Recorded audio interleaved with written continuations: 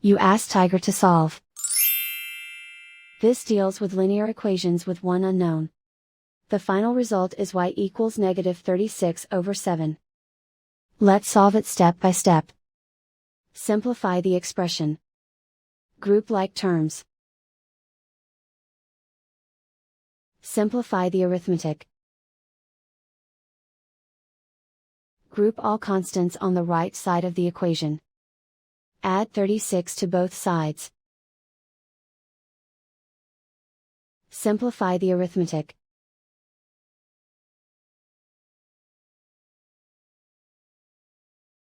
Isolate the y.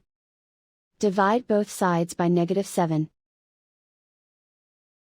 Cancel out the negatives.